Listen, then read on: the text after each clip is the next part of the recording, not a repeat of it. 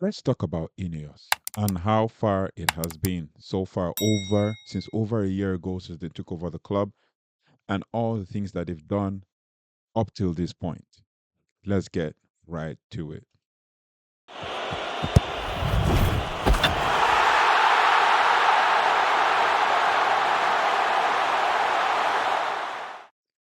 Hello, everybody, and welcome to another episode of United Talk Podcast. And then we're going to, welcome back to the channel. If you haven't already, please do like, share, subscribe, and hit the notification bell so you don't have to miss anything as it relates to Manchester United. So let's get right into it. Let's dive deep into Man United. Roughly over a year after the landmark INEOS takeover. I mean, after about 20 years of, the Glazers and all of that. You know, this wasn't a full sale, basically, as we all know from the beginning. If you remember the famous tweet that we got from Manchester United, this happened to be in February of I think 2024. We got that famous tweet, this one, where Man United talked about basically the takeover of INEOS and all of that, and how Manchester United. So the tweet read, Man United is pleased to confirm that Sir Jim Ratcliffe has completed his 27.7% acquisition of the club following the approval of all conditions, including the FA and the Premier League. Now, there's a whole lot we can talk about with this one because in truth, we got the news on the 26th of December 2023 that INEOS, oh, time flew. Anyway, 26th of December 2023 that INEOS was going to take over Manchester United and all of that. So we were just waiting for the confirmation and all of that. And we all got the news that it was not a confirmed, it was not a full sale. It was just more like 25%, 27% takeover with the intention to kind of like initiate a full sale over a long period of time, and and you know the shift in power was I mean, the significant shift in power was with Sergeant Ratcliffe and INEOS taking control of football operation, basically after taking over 27.7% or 25%, whatever report you believe. INEOS agreed or signed an agreement to take over the football operation. So, what exactly happened since then? I mean, has it been a game changer many fans hoped for? I mean, let's just break it down. First, the recap of the takeover deal. I mean, to understand the significance of the INEOS takeover, INEOS investment, we need to rewind a bit. I mean, the Glazers' ownership had become increasingly unpopular with fans. Years of perceived underachievement, lack of on-field success. I mean, and the feeling that the club was being run as a business rather than a football institution, which led to widespread protest for over 18 years. I mean, the search for either a new investment, which is what the Glazers stated that they were looking for, or full sale became inevitable. Now, several parties expressed interest, but it was INEOS, led by lifelong Man United fan Sir Jim Ratcliffe, who ultimately struck the deal. I mean, it was also between Sheikh Jassim. Yeah, Sheikh Jassim. So that's how I forgot it. Okay, it was also between Sheikh Jassim and Sir Jim Ratcliffe. Sir Jim Ratcliffe also ultimately struck the deal. Crucially, INEOS acquired 25% or 27.7% stake, but came with control of all footballing matters, right? And this was the key difference to many fans, or for many fans. It was just about money. It wasn't, basically, many fans didn't think it was just about money. They thought about the fact that it was about passion, right? So many fans believed it wasn't just about money, it was about bringing the football expertise to run the sporting side of the club. Obviously, letting football people run the football side of the club. So the deal officially was confirmed on the 24th. I said 26th earlier, but it's actually 24th of December, just before Christmas. A Christmas present, maybe many United fans felt that they desperately needed. It was a joy to watch, but some people still kept their powder dry by saying that, oh, it's not a full sale so long as the Glazers are there. It's basically INEOS pandering to the Glazers. But that was a very strategic deal because if we remember correctly, the reports that came out was that at first, when there was back and forth from 2022 to 2023 was a back and forth that okay, INEOS wanted to take over, but they wanted full sale, and then Sheikh Jassim also said they wanted full sale, and then there was a back and forth, and then INEOS restructured the deal or changed the deal, and then they went back to partial sale and all of that, so, because I think there was some rumors that the Glazers had just only about 65% of the club, right? So of the shares of the club. So yeah. So with all of that, there were so many things that were about to happen. And when INEOS came, they came with a grand plan to change so many things. So one of the things that happened, or one of the key changes and developments that happened with the club was restructuring football operations.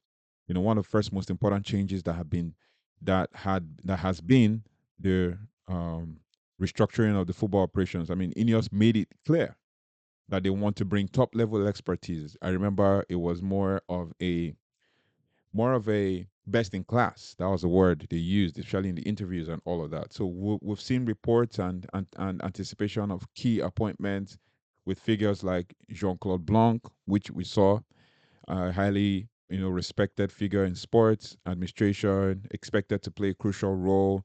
But I think he was sitting in for as CEO pending when Omar Berada was confirmed from Man City. Then the signal for this was a clear intention to professionalize the club's off-field operations and bring people with proven track record, specifically proven track record of success in football and sports in general. I mean, this shift in management marks the departure from the previous structure of Ed Woodward. I mean, and the promising sign for the future, basically. I mean, Ed Woodward was running things, was a banker, not a football guy, and all of that. Obviously, the Glazers used the CEO of Manchester United position to reward Ed Woodward for helping them secure the club on debt. Other key changes and developments that happened included the infrastructural development. I mean, another area of focus for INEOS was infrastructure, infrastructural investment. Now, Old Trafford, once considered a state-of-the-art stadium, had fallen behind other modern grounds, and INEOS had committed significant investment to modernize the stadium. Now, they did some very little subtle renovations in the stadium, and this involved like expansions, or even like in the long term possibility of building a completely new stadium, which they have now released, basically, that they would they're building a new stadium. I mean, we've all seen that news. We've all seen the new stadium plans and everything. I wish I could show you, but a lot of people have been talking about like how the stadium doesn't look basically like a good stadium because it has a trident tower. That's what they call. I think they call it trident tower. Trident tower. Now I'm going to try to show you the external part of the stadium so you can get a glimpse of what we're talking about. So basically, they started the whole stadium plan and everything, and it seemed to be going to plan basically. But the reaction to fans, or fans' reaction to it, this is the stadium.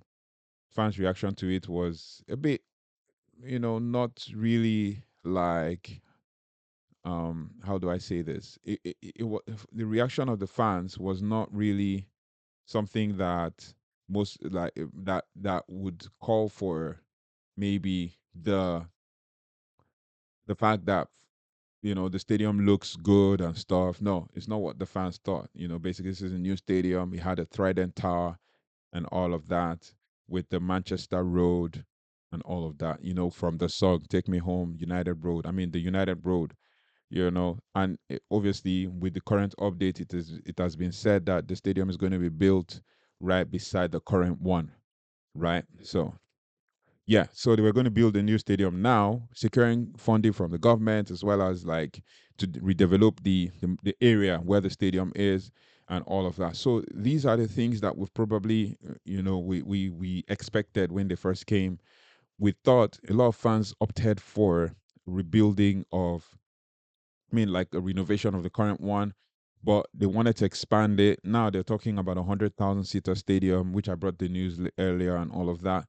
I mean, this could involve renovations, expansions, which was difficult because of the rail behind one of the stands of the stadium, and also upgrades to the Carrington Training Complex, which was the first project that they started, and which made them move the women training to another side of Manchester, and then the youth football as well.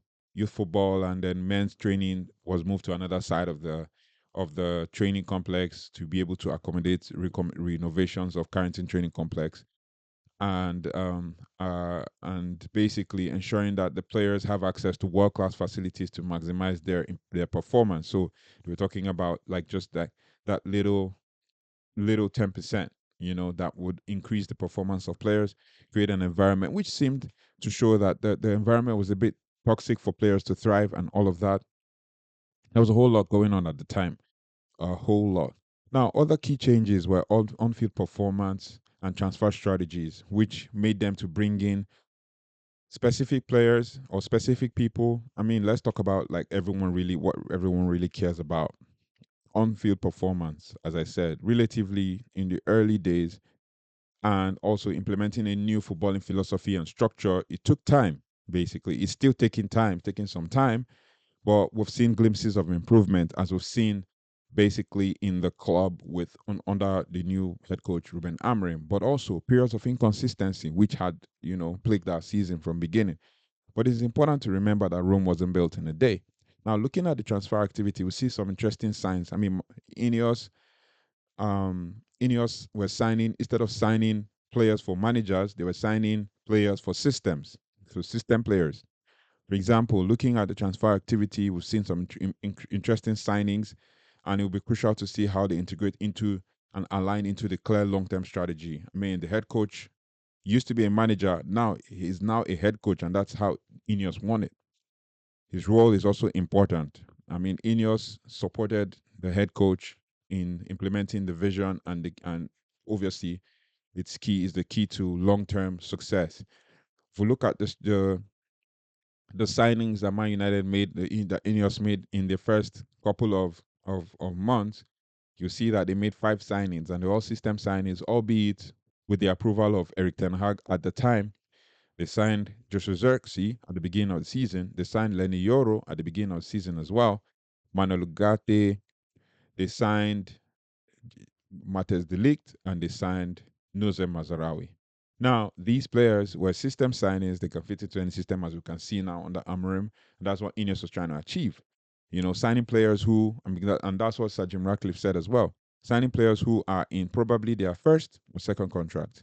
And then let's not forget that with the coming of the new sporting director or sporting structure, at the time, the sporting director, I always seem to forget his name, at the time tried to sign players for Eric Ten Hag, and then with there was an issue with whether to keep Ten Hag after we won the FA Cup against Man City in the final last season. That was the 2023-24 season. And then basically it was now apparent that we needed a new structure. We needed um, something that would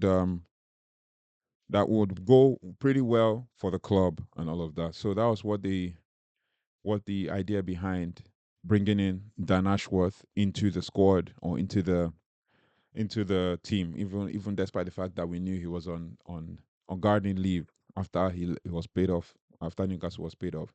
Now, basically, these were the things they had to bring in: a sporting structure. They had, Christopher Vavel, who came in on a temporary basis, and they also had the technical director, who um, technical director for Man United, who is actually currently, signing all the, I mean, involved in all of the signings and all of that. I mean, Jason Wilcox, involved in all of the signing and all. So he was gotten from Southampton, came in early days, put things in place, involved in the signings and all of that.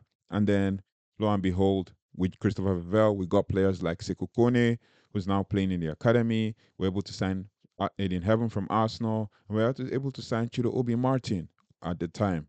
Now Chido Obi from Arsenal as well. So basically, they are working on getting players on their first contracts or probably their second contracts. So hence all signing players and players within their early to mid 20s and teenagers. And it's been working so far with the transfer strategy, especially with the 5 players that were brought in and all of that. But Ineos' broader sporting portfolio is also worth looking into because they are involved in cycling with Ineos Grenadiers, right? Sailing with Ineos Britannia, and Formula One with a partnership with Mercedes. I mean, this diverse experience gives them a unique perspective on high performance environments, and that's what they were trying to create with Manchester United.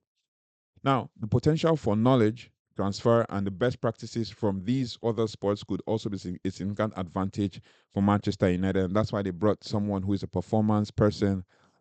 They recruited him, I think, over the transfer window for Man United to help increase that 1 inch of performance. I mean, I think it was a performance specialist in athletics when it comes to like running and all of that. So now with challenges and future outlook, of course, there are challenges integrating new structure. I mean, they let go of Dan Ashworth, paid him off, and then signed Christopher Vevell permanently after he left Chelsea and all of that and was here on temporary basis. They gave him a permanent I think they gave him chief of recruitment or recruitment specialist. He's like the head of the recruitment department for players and talent and all of that, talent acquisition. And then when they brought in Ruben Amorim, they brought in Ruben Amorim with his coaches. I mean, after letting go of Eric Ten Hag and paying him off, which they stated that starting with Eric Ten Hag, this is what Sir Jim Ratcliffe said, that starting with Eric Ten Hag this season was a mistake. But now with the new structure, implementing a new philosophy, a new everything. I mean, bringing in Ruben Amorim and saying, okay, we're going to change this whole philosophy. No more a 4-2-3-1. This style of play is 3-4-3. We like your style of play. It's very effective and all of that. And the truth is, with that style of play, the kind of players, the specialists for the roles in that squad are very rare to find. So, of course, there's going to be challenges. I mean, Ruben Amorim said at the beginning that we're going to go through a storm. And he said a storm was coming. My United fans didn't expect that the storm was going to come pretty quickly, pretty early and all of that. But, it came and now we're here, right? But Manchester United as a whole is a club that is bound, it has its foundation on, you know, strong and solid philosophies like that. So it was very key that Man United fans, understood that and all of that. So yeah, it is what it is. Now, basically, the players have started to adapt to the style of play, to the way that the club plays, and all of that. And it's hard to accept, basically, that some of these players will need to leave at the end of the season, right? But you know, the Premier League in itself, as we all know, is fiercely competitive. Fiercely competitive with so many teams. I mean, Ruben Amorim came on and got some players, and these players, some of them, are not fit for the squad, and they injured, the likes of Amad Diallo, who is fit for the squad, who just easily blended into the system. Lisandro Martinez, technical player, ball playing center back, injured. Anthony wasn't fit for the system, sent on loan to Real Betis. And there's also a research out there. If you check on the big YouTube channels, there's a research out there that Ruben Amorim, in his first stint at Sporting, he let go of 25 players. So it's very key that we understand that Ineos were not looking for a quick fix to the situation, especially with regards to the on-field play and on-field performance. They were not looking for a quick fix. They were looking for something to you know something that was good for long term, right? So with the advent of like young players and all of that, the likes of Menu, Ganacho, Hoyland, and all of that, being involved in our being the team being built around them, and then any other person outside that, is going to be probably some experience and all of that. And Ruben Amorim has said it several times that he would want to keep Ganacho and Menu. And Hoyland's future is also in doubt, but he's also working hard because it seems like the head coach also likes Rasmus Hoyland. these are the things, and the but Sir Jim Ratcliffe also has made some decisions with regards to the off-field play or off-field situation when it comes to like ticketing prices being raised to about £66, and most fans were not, particularly happy about it. They were not happy about the situation. So, but then at the end of the day, it all boils down to understanding why, and then he had to also make some job cuts. I think so far 450 jobs have been cut, and based on his explanation, it seemed that even though we're not happy about it, it seemed that there were some roles that could be performed by other people, so they had to cut those jobs off and then have other people do the jobs. The meal at the free staff meal at the staff canteen as well, same thing was cut. £40,000 money for ex-players was cut as well, and he said that in the interview, and albeit dodged some of the questions. So many other things. So many, even like with Sir Alex Ferguson, ex-manager, and all of those things, legendary manager, some of the monies were cut.